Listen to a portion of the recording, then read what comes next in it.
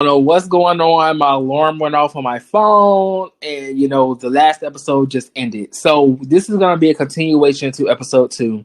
We're not gonna make like this is episode 3. This is still going on to what we're talking about. So the last thing I said was basically, Cardi B throwing shade at Nicki Minaj about her new feature on Karol G's song Tusa, and saying that she passed on the song and sip on that. But I was just reiterating that Nicki Minaj passed on your husband, Offset. He was all in her DMs and her comments trying to get at her at a certain point of time. And sis passed on him. So if we want to talk about passing on anything, baby, thank Nicki Minaj. Because of her, you got the cheating, allegedly cold sore having husband that you have. So thank her. Don't sip on nothing, mama. It's no tea to sip on. There's no wine to sip on because you're mad at Tasha K because y'all going through a legal battle of lawsuits and all this, and you're mad that Tasha K was just on Queen Radio. Yeah, we all know Nicki Minaj has her petty moments. She know you and Tasha K don't get along, so of course she gonna have Tasha K on Queen Radio. That's the power that she has. She gonna reach out to a bitch that you don't like. They're gonna come up against you. Just like when you were with Jason Lee and Wendy Williams recently. Y'all bitches grouped together, and more than likely y'all had a conversation about the Queen of Rap. It is what it is. You can't give it and can't take it. That's what you can't do. So, again, the topic was Cardi B, Wendy Williams, and Jason Lee fat ass, that loose booty bottom. It is what it is. I'm a member of the LGBT, so I know certain terms that y'all may not know. Jason Lee is a big ass bottom. Everybody knows it. He probably sucked cock for money because not everyday struggle. That's what Academics, the Chipmunk is on. Hollywood Unlocked. Yeah, that's his show. Barely can remember the name. It ain't doing that well. Yeah, you got syndicated, but that many people don't watch it. I barely watch it. I only watch it when you got Nicki Minaj in your caption for a headline, clickbait, to see what you say about the Queen, so I can check you later. But long story short, because I don't want to stay on the subject too long, Cardi B, Jason Lee, Wendy Williams, you all look desperate, and you all look petty as hell being in a picture together. None of you bitches were friends except for Jason Lee and Cardi B before Nicki Minaj took Wendy Williams down. All of a sudden, now you want to add Wendy Williams to the picture.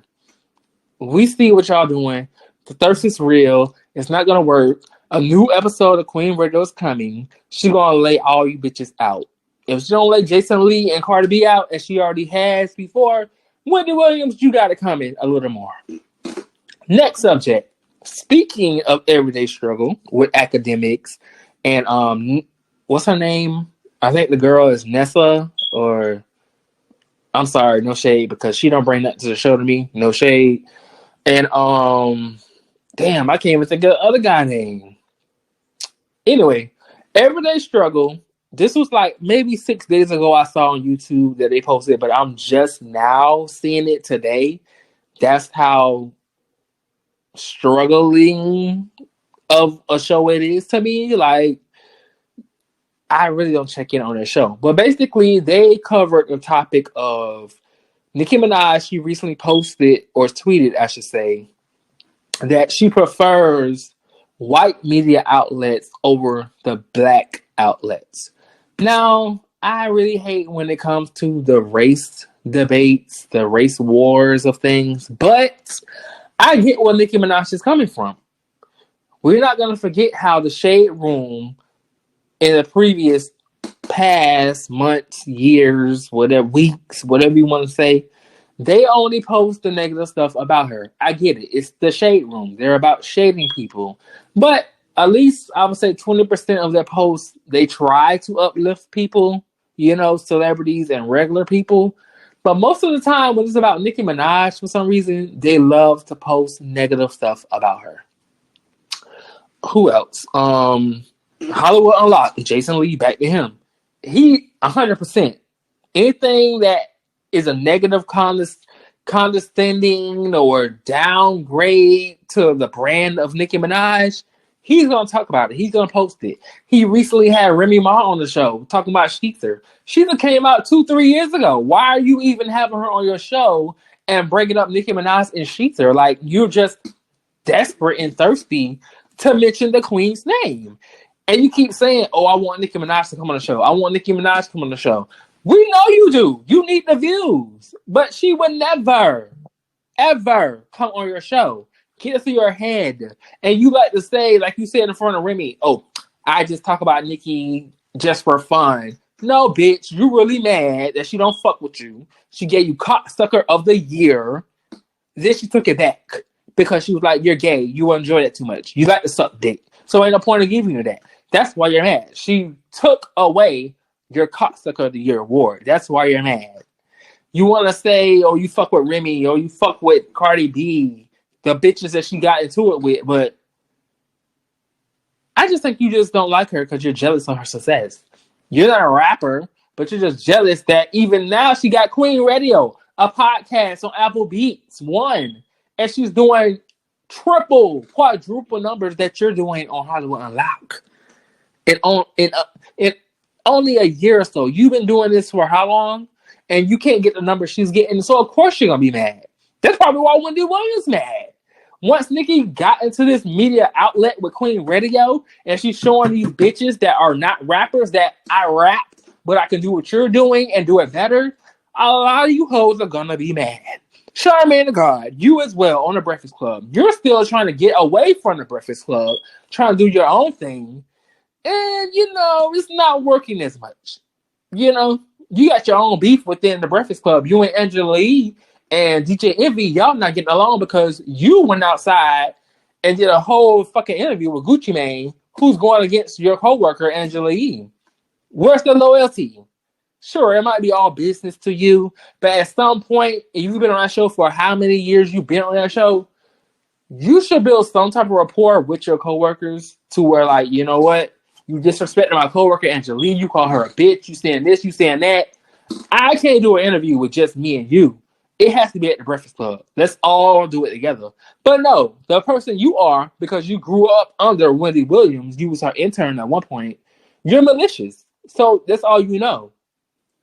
But we ain't going to talk about you today, Charmaine. I'll let you live for today. Back to Everyday Struggle.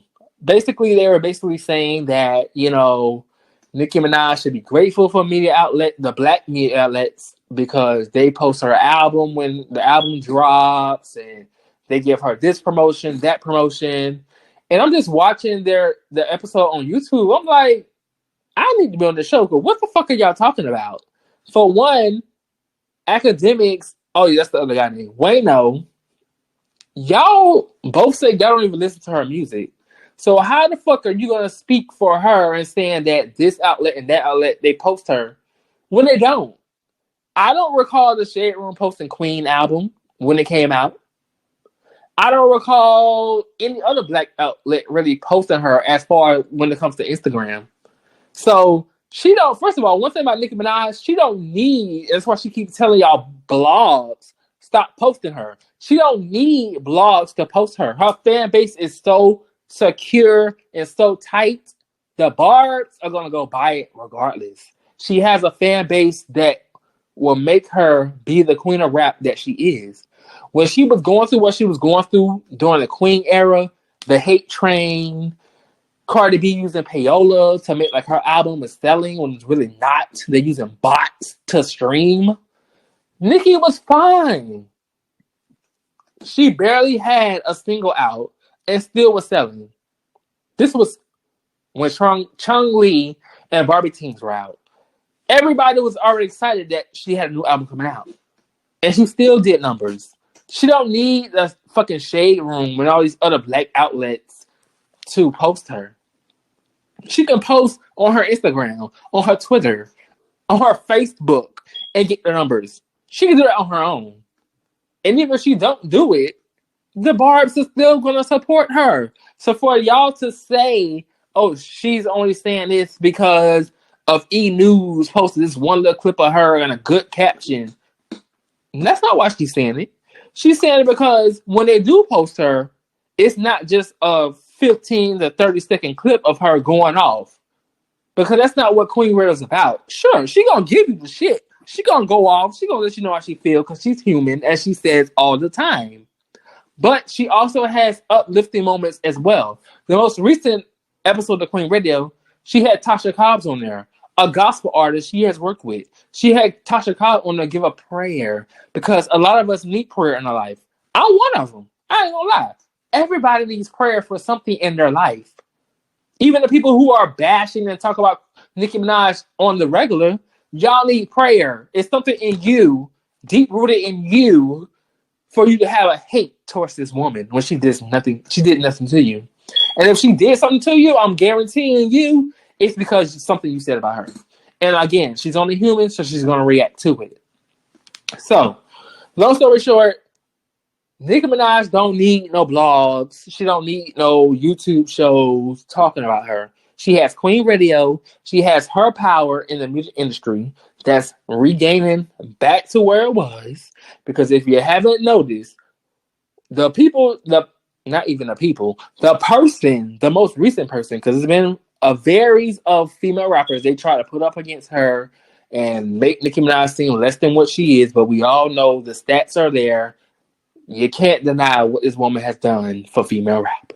But the most recent girl that they wanted to push Nicki Minaj out the industry with, Cardi B, mama, the last 3 features on Yes, the Fat Joe song, on South of the Border, the Ed Sheeran song, and then I think the Writing on the Wall was French Montana song.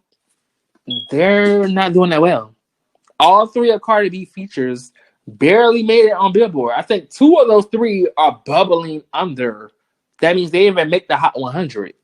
So, ever since the payola investigation has been going on, sis ain't doing that well. And I wonder why. If Cardi B was this big superstar that y'all made her out to be, oh, she's the new girl, we relate to her so much. Ever since the payola investigations, why all of a sudden now she's not doing well on Billboard? And every time she want to come back out with a new song, as far as like Please Me with Bruno Mars and what's the other song she just had? Damn, what? Oh yeah, Money. And there was another one. The one that the video was cute. I like the video, but I can't think of the name of the song right now. What was the song? I don't know. That's how bad it is. Like recently for Cardi B, her songs, even her solo songs, they're not doing that well. Ever since payola investigation going on, Mama not doing that well. If she was really that girl that y'all claim her to be, she would still be in the top 10, the top 5 on Billboard, but she's not. She's bubbling under. That means under the 100 songs that made it to Billboard charts.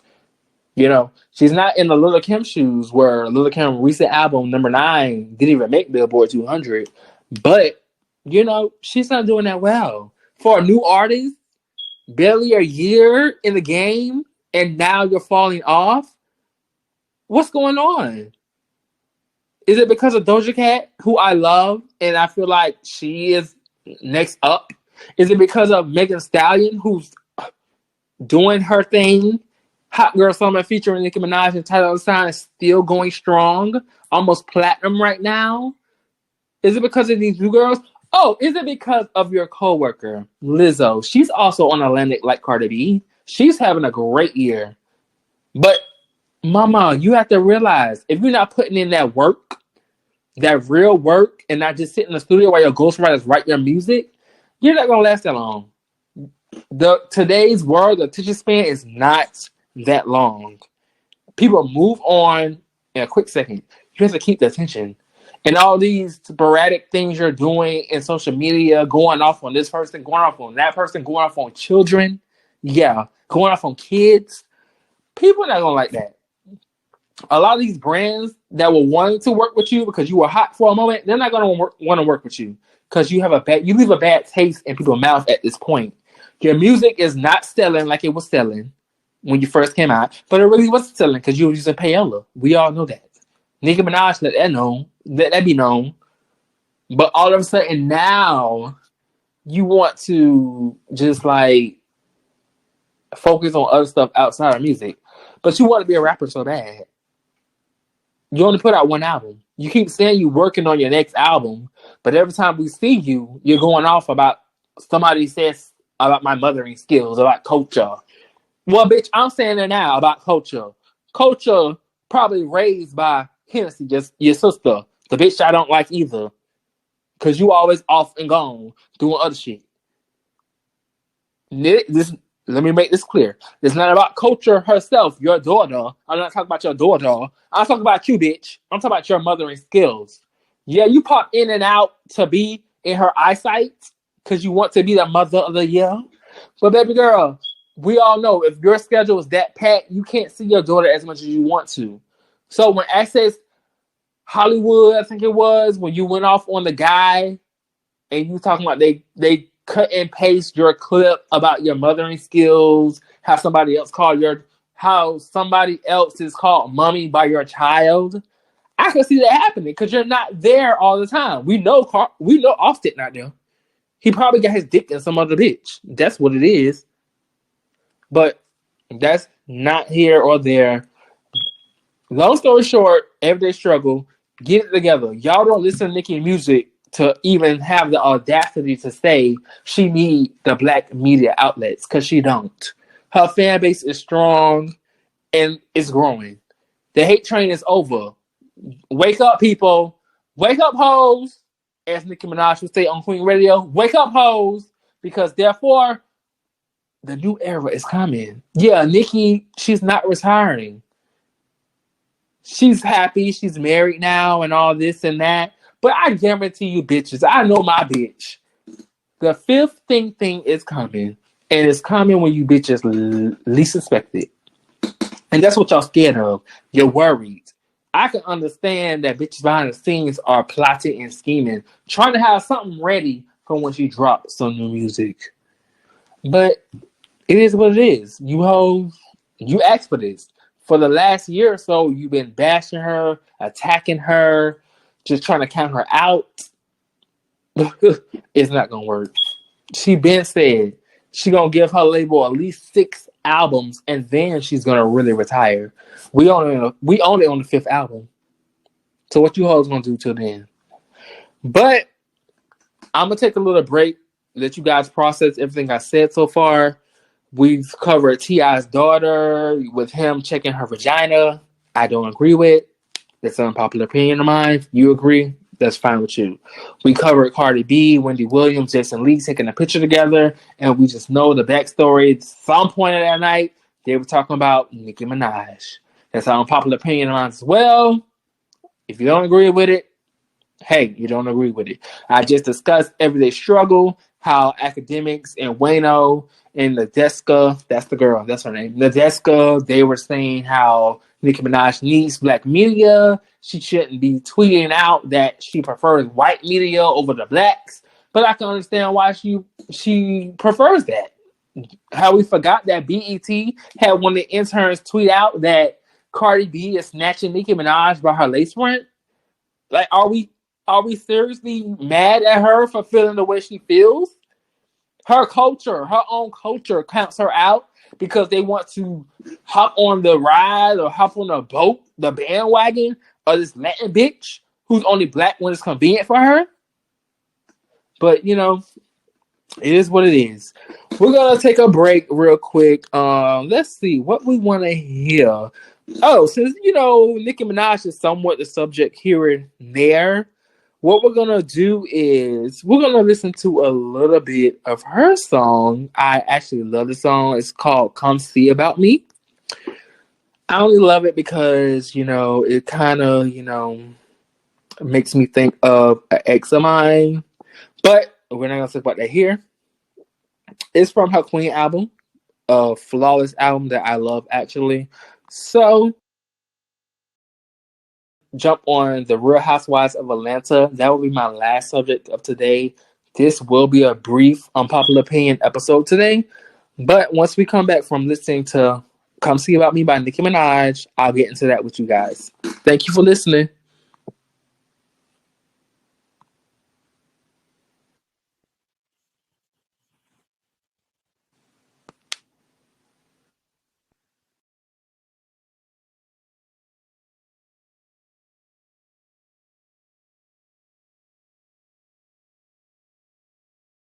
Young Miami, that's a different story. A whole new episode about the whole QC, like Cash Doll.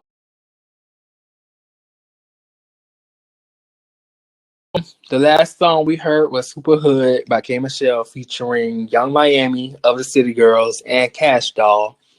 I love me some Cash Doll. Like Cash Doll is very underrated, but she's gonna get to where she gotta be. I pray and hope she does. Young Miami, that's a different story, but we'll do a whole new episode about the whole QC, City Girls, and all that. Last subject of tonight, because I want to make this a brief episode, is the Real Housewives of Atlanta. Um, this past Sunday was episode 2. The Sunday before was episode 1. So I'm gonna give a quick unpopular opinion about what I thought on both episodes. Now, what I saw that I liked was Cynthia. Her and her daughter, her daughter just got back from college. She's on break. She returned to the ATL to her mom. And she kind of revealed that she's fluid, sexually fluid. She like boys and she like girls. At first, it kind of seemed to me that Cynthia wasn't too fond of it, but she tried to put out there the message of, I love you no matter what. You're my baby. You could do what you want to do. As long as whoever you're dating is good to you, I'm happy. That's something personally that I went through with my mother. I am gay, as I said earlier. I'm a part of the LGBT community. I'm a gay male. And my mom, I couldn't even come out to her, kind of how Cynthia's daughter got the chance to come out to her in a sense, because my mom always knew, even from a younger age. I guess there was certain mannerisms that she saw at a younger age of mine that she knew I would be gay. And when I was about 16 years old, on the way to school one morning, we had that talk. She let me know that she knew I was gay. There's no reason hiding it. She loves me. I'm her oldest of 3. And she's going to be there in my corner no matter what.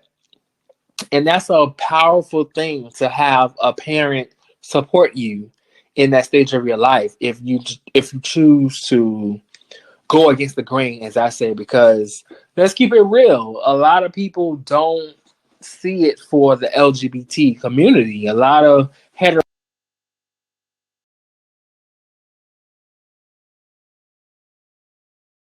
don't relate to us. They don't see it the way we see it. And for Cynthia to somewhat be with it, not opposed to it, I like that. She didn't make her daughter feel uncomfortable. She didn't make her daughter feel like that's something that you shouldn't do. She just said, if that's what you want to go for it. As long as you're happy, as a mother, I'm happy. Now, one thing I will say, because I always felt like the father, Leon, he's an actor, the old school actor. He hasn't been in many movies or shows lately. That's no shade. He, I always thought he was bisexual, if not gay, on the low. So I can kind of see it, where their daughter is sexually fluid. She's open to both sides, the boys and the girls. But that's here and there. Whether her father is or not, that's his business. But I wasn't too shocked, I guess, when her daughter came out and said what she said in the car between her and her mother, Cynthia. So that's a good thing. I like that. Another thing that happened, on the first episode where I saw someone online say, actually, it was Wendy Williams. Back to her. She was saying that when, she watched the first episode or so, she felt bombarded where Bravo was trying to put on this facade of motherhood, which is nothing wrong with that. When you have a baby, like I said earlier, my sister just had a baby 5 months ago. My niece, I love her to death. Shout out my baby Kwame. I love you, Kwame. Uncle loves you, girl. But Portia just had a baby not too long ago. Kenya had a baby. Candy's trying. She's in the process of having another baby with a surrogate. So they kind of, the first 30 to 45 minutes of the first episode, they focus on that, the motherhood aspects of some of the housewives of the show. It was about having a child. And I like that. But I also don't like it because we know the housewives, we go to that to see what's going on, the drama. So yeah, we get it. Your mothers, congratulations. We like it. But don't dwell on that so much. We know your mothers. We get it. There's millions of women in the world today, around the world, who are mothers. We get that part of it. Congratulations again. So it was a little tiring to just see that the first episode was mainly about Candy, Portia, and Kenya being mothers, new mothers now, but it is what it is, they have to cover that, I guess. A lot that happened on the second episode, I would say, what I did see and I liked, because it's time for her to, like, in a sense, man up and mature as a person. Marlo. Something happened to where her sister, she had to get, she's, according to Marlo, she's schizophrenic. Excuse me if I said the word wrong. She's schizophrenic, she's mental. She had to be put in a mental hospital, basically, to where Marlo had to take over for 3 of her nephews, and she had to step into that mother role. So again, it seems like this season they're sticking to motherhood for the season of Real Housewives of Atlanta. Even Eva, she's pregnant right now with her 3rd child, I believe. Yeah, her 3rd child, because she has one from the one guy who she says is crazy. Then she had one from her current husband, and now she's pregnant again from him. So it's a lot of kids being on the Real Housewives of Atlanta this season. So back to Marlo. She had a scene where she went to like an outing with Candy. Candy brought her son, so he can have some fun, and that's where Candy found out that Marlo was now taking care of her 3 nephews because her sister had to be put into the mental hospital because what she's going through. And the fact that Marlo, stood up and brought on those responsibilities, she's now like a mother and an auntie at the same time. And I love that. Marlo, in the past seasons, she's that type of girl. She's just a friend of the show. She's a supporting cast. She's not a main cast member. But I like to see that it's not all about the brands, the fashion, the shoes, the clothes, all that. Now it might be a little bit more about her stepping into a mature role of taking care of kids. And I like that. I want to see a different side of her. Allegedly, she has all these sugar daddies out there that just pay for this and pay for that so she can live this lavish life. She's from St. Pete, Florida, which is like 15 minutes from where I'm from, Tampa. So it's like family to me. She's made it to Atlanta. She's on Love and Hip Hop. God, that's another topic. But she's on the Real Housewives of Atlanta. She's very close to Nene, So I'm happy she's made it. She's doing something for herself. I like that. Another thing is she's kind of stuck in between the whole Nene and Cynthia aspect of it, because Nene and Cynthia, again, they're not seeing eye to eye because Kenya and Cynthia, they're close friends, but Nene and Kenya don't really get along. So I understand Cynthia's in the middle. She's caught in the middle. But Nene, she's taking a toll and she's putting all this pressure on Cynthia about being friends with Kenya. But one thing Nene has to understand, that you have some friends who may be friends with certain people you don't get along with. In my personal life, my god brother Dale, who was on episode 1 of Unpopular Opinion, he's, cordial and friends with people I necessarily don't get along with. We battle with that. But it took for him to say to me recently, you know what, brother? Yeah, I may say, hey, how you doing, if they speak to me, whatever, blase, blase. But I got your back. I'm more loyal to you. If anything go down, I'm gonna have your back. And I had to, as an adult myself, I had to grasp that because at first I didn't understand why would he be friends with certain people that I don't get along with, certain people I've gotten into it with, and it's just crazy. But we'll discuss it more on the popular opinions.